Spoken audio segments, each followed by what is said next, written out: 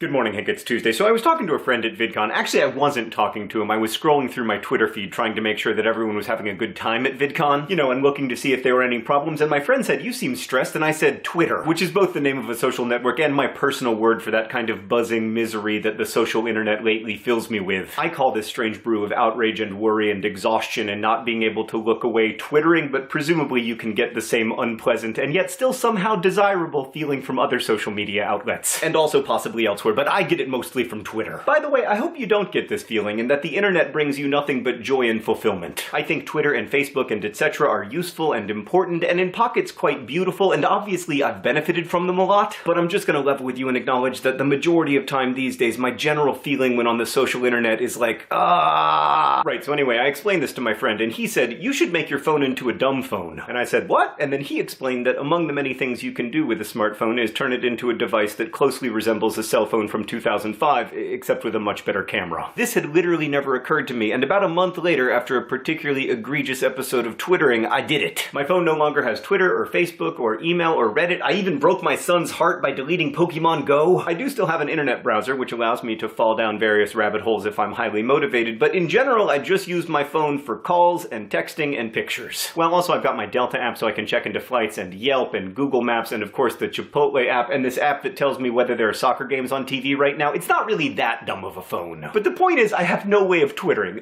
There's just one problem with my dumb phone, which is that it hasn't worked. Like, I suppose in the last 7 months my background level of stress has decreased somewhat, but mostly I just spend more time with my computer. This is partly because I feel some vague but nagging obligation to be informed about the events of the day. Although in the end I'm not convinced that twittering actually makes me better informed. Like, I know quite a lot about Donald Trump's handshakes with foreign leaders, but I don't know much about South Korea's ousted president or the ongoing corruption scandals in Brazil, or even the US Federal Reserve's monetary policy. Plus, I feel like when I'm inside the feed, I kind of become a person I dislike. Like, I find myself skimming instead of engaging, and valuing cleverness over compassion, and also clicking on clickbait, which just creates a world with more clickbait. And sometimes I'll be like, sorry, my actual real-life family, but someone is wrong about something on the internet, and I need to explain to them exactly why they are wrong. God help me, I've even retweeted fake news. Point being, it is time for a drastic intervention. So in the last couple weeks, I've decided to scale way back on the social internet and put myself on an information diet. Rather than trying to drink from the fire hose of Twitter, I'm spending an hour or two each morning reading these, mostly The Economist, The New York Times, The Wall Street Journal, and my hometown Indianapolis Star. How do I explain newspapers and magazines to young people? Basically, it's like a very carefully curated internet that someone prints on paper and then mails to your house. It's an extremely inefficient process and too expensive, but I am desperate for a change. So is it working? Well, I'll echo many a clickbait science headline and say that early results are positive, but it's too soon to know for sure. Nerdfighters, I'm curious if you're having similar problems with the social internet, or if my experience is more of an outlier. Let me know in the comments below. On that subject, I will say that YouTube still feels different to me from the rest of the internet. In general, I just find YouTube less stressful, but that might be because I get to live in this relatively friendly and peaceful corner of it, so thank you for that. Hank, I'll see you on Friday.